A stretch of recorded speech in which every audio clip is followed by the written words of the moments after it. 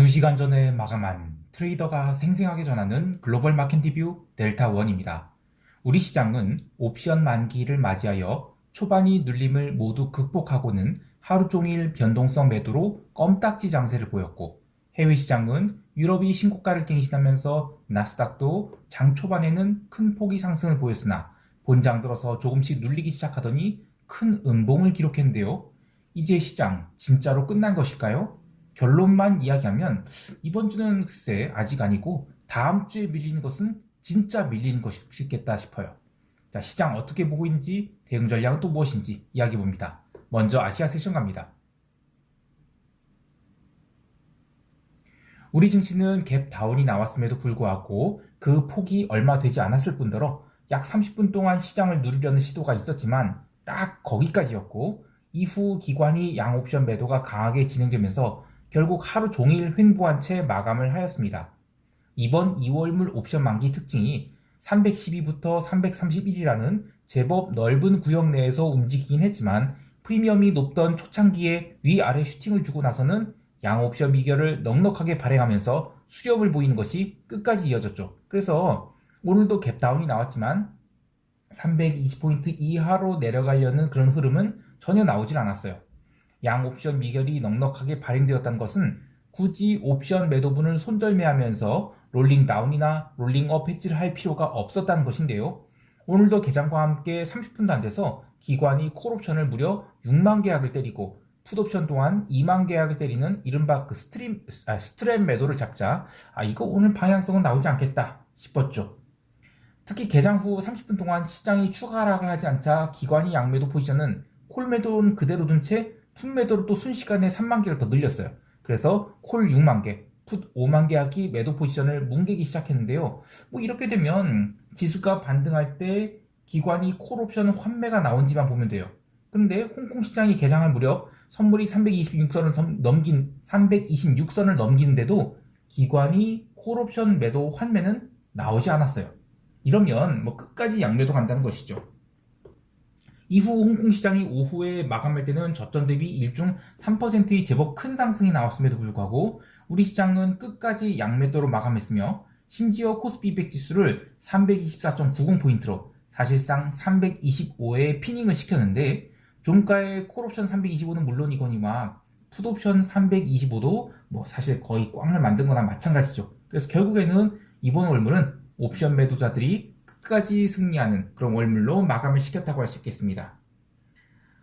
현물 시장에서는 외국인들이 오늘은 한 1,400, 오늘도 1,400억 가까이 현물 바스켓 매수를 했어요. 근데 선물 시장에서는 조금 다른 흐름이 있었죠. 장중에 선물 매도를 조심스럽게 쌓기 시작한 외국인들은 점심 이후에 선물 매도량을 조금씩 늘리기 시작했고요.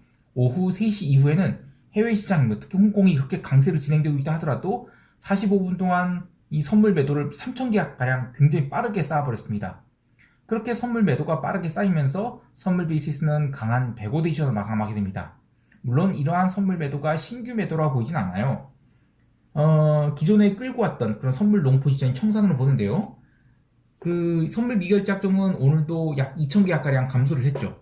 이번 2월물 옵션 만기를 기준으로 선물 포지션은 언제든지 새롭게 세팅될 수 있는 환경이 되었기 때문에 내일부터는 미결제 약정 증가를 동반한 외국인이 투기적 선물 방향성이 어떻게 흐르게 되는지를 잘 관찰해야 되겠습니다.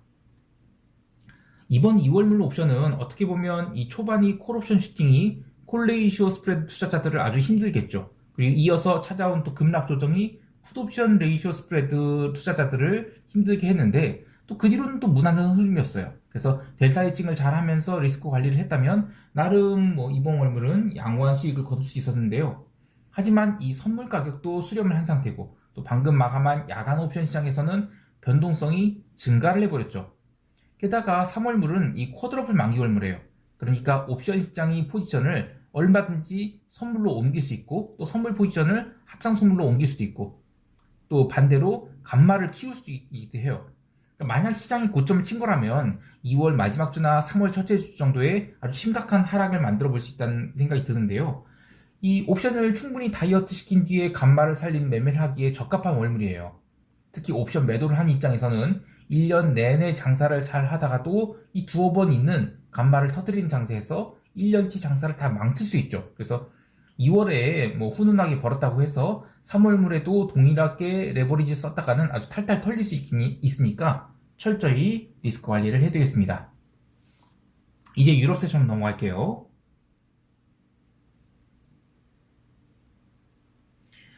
유럽 증시는 개장과 함께 빠른 매수세가 들어오면서 지수를 레벨업 시키기 시작했습니다. 오늘 이 시장 흐름은 뭐 단기 고점을 형성한 것일 수도 있어서 좀 꼼꼼하게 리뷰를 하려고 하는데요. 유럽 시장이 초반은 여러 가지 면에서 리스크 온 흐름이 진행되었어요. 개장 1시간 전에 이 독일 CPI가 발표되었는데 예상보다 낮게 나왔죠. 그래서 채권이 먼저 강하게 위로 튀게 됩니다. 물론 유럽 채권이에요.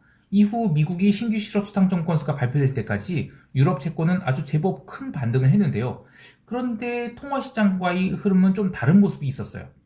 독일 CPI 발표와 함께 유로화는 처음에는 좀 눌림이 나오려고 했거든요.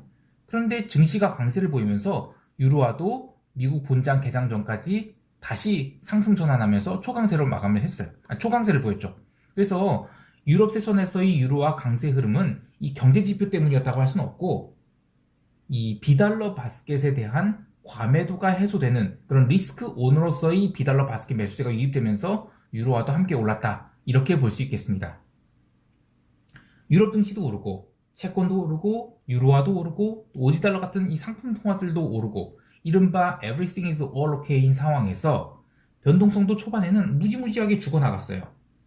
미국 증시가 개장 후 구글 등에 의해 매도 압력을 받음에도 불구하고 유럽 증시는 장 마감 무렵까지는 그래도 전일 대비 플러스권을 계속 유지했습니다. 하지만 이 0시 이후로 미국 증시가 계속 매도 압력을 받으니까 유로화를 포함한 비달러 바스켓이 살살 밀리기 시작했고 또 그렇게 원자재 통화들이 밀리니까 구리 같은 산업 분석도 밀리고 또 기름도 어제 좀 과하게 달렸던 것에 대한 차익실험 나오면서 장중에 기름이 한 2%가 넘는 그런 하락이 나오기도 했죠. 결정적으로 새벽 3시에 있었던 미국 30년 국채 입찰 이게 전일의 10년물 국채 입찰은 굉장히 잘 끝났다고 했잖아요. 그런데 30년물은 이 높은 그러니까 수요 부진이 나오면서 높은 금리에 낙찰이 됐어요. 그러니까 채권 가격은 낮게 형성됐다는 것이죠. 그래서 이제 분위기가 완전히 바뀌게 됩니다.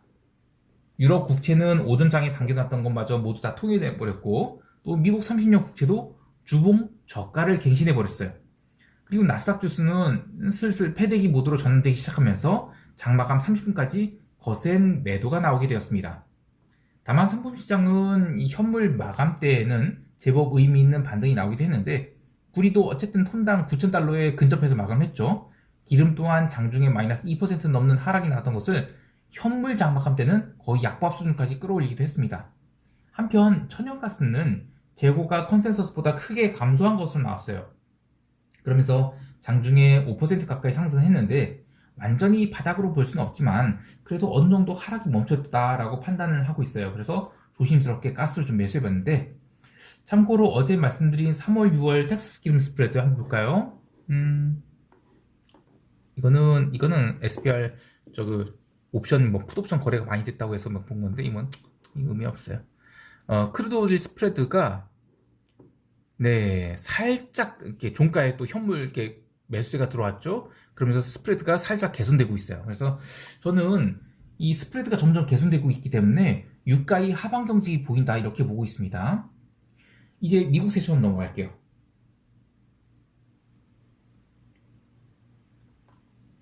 미국 지수 선물은 특히 나스닥 선물은 이 아시아 세션에서 점진적 반등을 시작한 뒤 유럽 증시 개장 후에 강하게 튀기 시작했어요. 이후에 유럽 증시가 신고가를 갱신해 나가자 나스닥 선물은 상승폭을 확대하기 시작했는데요. 밤 10시 30분에 있었던 미국이 신규 실업 수당 청구 건수 이게 19만 6천 건으로 컨센서스보다 증가했고 또 전주 대비로도 증가하면서 나스닥 선물은 또 레벨업을 했습니다. 지표 발표 후에 채권 시장은 단기 고점을 찍었지만 통화 시장에서는 리스크 온이 더욱 강화되면서 비달러 바스켓이 처음에 올랐죠. 그래서 개장과 함께 나스닥 선물은 무려 1.35%나 상승한 12,728포인트로 시가 고가로 출발하게 됩니다. 보통 이렇게 시가 고가로 출발하게 되면 짧은 장중 조정을 주고 제 갈 길을 찾아가곤 하는데요. 근데 개장과 함께 구글에서 어마어마하게 강력한 매도세가 나왔죠. 수요일에 이 구글이 AI 대화 서비스 선보인 것이 망신을 당하면서 수요일날 먼저 하락이 세게 나왔는데 오늘도 이어서 매도가 나왔어요. 그래서 이거 또 나스닥 또 눌리는가 싶었는데, 하지만 그래도 0시까지는 크게 걱정할 일이 아니었습니다. 왜냐면 3%가 넘는 갭상승으로 출발한 이 테슬라에 초반 1시간 동안 엄청나게 강한 매수가 들어왔어요. 그래서 장중에 6% 넘게 상승시킬 때까지 시장을 웬만해서는 빼지 못하게 붙잡아 뒀기 때문이에요. 심지어 새벽 3시 미국채 그 30년물 국채 입찰이 폭망으로 나오면서 시장이 막 더 눌렸을 때도 테슬라는 뭐 거의 빠지지 않았어요. 그리고도 1시간 동안 더 시장을 버티게 했죠. 그런데 만약에 이렇게 붙들어 놨던 테슬라가 다음 주에 하락으로 전환된다? 그러면 진정으로 시장이 강한 조정을 만들어낼 수 있을 것 같아요. 뭐 여하튼 시장이 초반은 그래도 좀 눌림이 나왔다 해도 구글이나 마이크로소프트 정도가 조정을 받은 것이지 변동성은 여전히 저점권이었어요. 그래서 시장은 마구 부러질 상황이 아니었습니다. 하지만 이 통화시장에서의 분위기가 점점 이상하게 돌아가고 유럽 증시나 유럽 채권이 고가에서 계속 차익 실현 나오면서 0시 넘어서 나스닥 선물이 하락 반전하게 되거든요. 그리고 유럽 마감 이후에도 그래도 변동성은 얼마 살아나지 못했어요. 그런데 유럽 마감 1시간 이후에 시장이 반등 시도를 하다가 실패합니다. 그러자 스탑로스 나오면서 변동성이 살아나기 시작해요. 이어서 새벽 3시 이 채권 입찰 폭망에 지수가 하락을 거듭할 때 더욱더 강한 변동성 상승이 나오게 됩니다. 자, 그래서 장마감 30분 전까지 이젠 제법 강한 투매가 나왔는데 마지막에 30분 동안도 반등이 나오거든요. 물론 이걸로 봐서는 아직은 이젠 하락이 아니냐라고 할 수 있겠지만, 제가 멤버십 게시판에서 실시간 소통을 하면서 이야기했듯이 저는 아직까지는 시장이 추세 하락을 시작했다고 보진 않아요. 왜냐면 장마감 후 나스닥이 장마감 30분 남겨놓고 아래꼬리 만들었거든요. 그 만든 아래꼬리가 딱 이평선에 11선에 걸쳐 있어요. 여기서 21선까지 조정을 받는다면 나스닥 기준으로는 마이너스 2.5% 넘는 하락이 더 나올 수도 있겠지만, 이번 주에 하락이 나온다면 그게 또 하락이 전부일 가능성이 크고, 오늘 나스닥이 장중 고점 1.3%에서 시가 고가 출발해서 장중 저점을 고려하면 그 고점 저점이 한 마이너스 3%에 가까워요. 그래서 절대 적은 하락이 나온 게 아닙니다. 그러나 주봉 마감을 하루 앞둔 상황에서 내일은 금요일날 경제지표가 없거든요. 그러면 과연 마이너스 2.5%를 더 밀어낼 수 있을지에 대해서는 의문입니다. 시장이 진정한 하락이 나오려면 오늘처럼 테슬라를 단단히 붙잡아두지 않고 패대기를 쳐야 되는데, 그러기에는 아직은 시간이 더 필요한 것 같아요. 다만 개별 종목들 하나둘씩 보면 시장이 정점을 쳤을 가능성은 점점 더 높아져가고 있습니다. 코인베이스가 오늘 거의 마이너스 14% 하락이 나왔죠. 또 게임스탑이나 AMC 엔터 같은 밈 주식들이 제법 큰 음봉을 맞았고, 또 그간 강세였던 메타도 의미 있는 음봉을 맞았죠. 그리고 금융주들도 고가권에서의 의미 있는 음봉을 맞은 것을 보면 진짜 거의 다 온 것 같긴 해요. 변동성 지수도 꾸준히 상승해서 20포인트를 넘겼는데, 이 변동성이 급등으로 변동성 선물 콘텐츠가 완전히 해소됐죠. 그래서 이제는 밀어버린다면 얼마든지 밀어버릴 수 있는 상황이 됐어요. 특히 이 변동성의 상승이 유럽 세션 마감까지 지수 조정을 받을 때는 거의 없었는데, 유럽 마감 이후 반등 시도를 하고 나서 1시간 통화하고 나서 실패로 돌아갔대. 그 다음부터 이제 변동성 상승이 나왔거든요. 그래서 변동성 차트를 한번 볼까요? 요거를 이제 3D로 볼게요. 이 살짝 변동성이 올랐는데, 이게 몇 시냐면 유럽 마감 이후에 잠깐 변동성이 떴다가 다시 죽었어요. 그러다가 1시간 동안 이제 유럽 마감하고 1시간 동안 이제 시장이 반등을 제대로 못하니까 거기서부터 스탑로스 나면서 마지막에 이제 변동성 상승이 나온 겁니다. 자, 그런데 저는 이번에 변동성 17포인트 요게 이젠 저점을 깨고 내려갈 거라고 생각했어요. 그런데 변동성 저점을 이번에 못 깼죠. 그래서 잘하면 그 다음 주에 이제 화요일쯤에 이제 지표가 있을 텐데, 소비자 물가지수 미국 CPI 가 있을 텐데, 그때 이후로 변동성이 터진다. 그러면 진짜 제대로 된 조정이 나올 것 같아요. 자, 이제 시장 총평하면서 대응 전략 이야기할게요.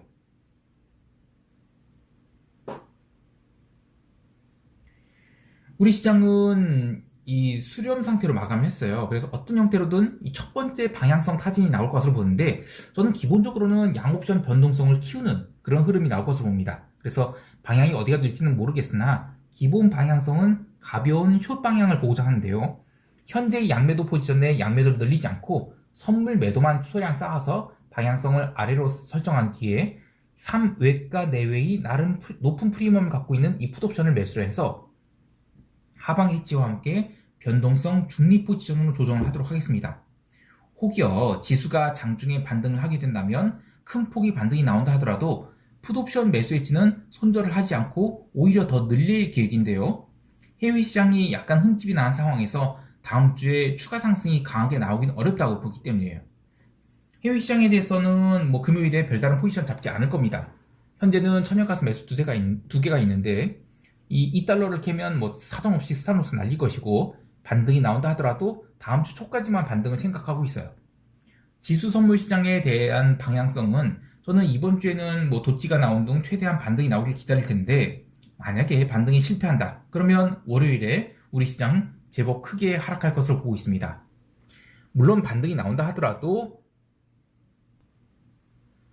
2%에 가까운 이 장대 양봉이 나온다면 제가 방향에서 틀린 것이 되겠죠. 그런데 그렇게 되면 더욱 저렴한 가격에 하방 포지션을 잡을 수 있기 되기 때문에 저는 걱정하지 않고 있습니다. 오늘도 미국은 무게 있는 경제지표 발표가 없어요. 그리고 내일도 없고 다음 주 월요일도 없습니다. 그러나 다음 주 화요일에는 미국 소비자 물가지수 발표가 있어요. 아마 이때를 기점으로 시장의 방향성이 결정되지 않을까 합니다. 그때까지는 모두들 리스크 관리하시면서 좋은 포지션을 잡을 기회를 노리는 것이 좋겠습니다.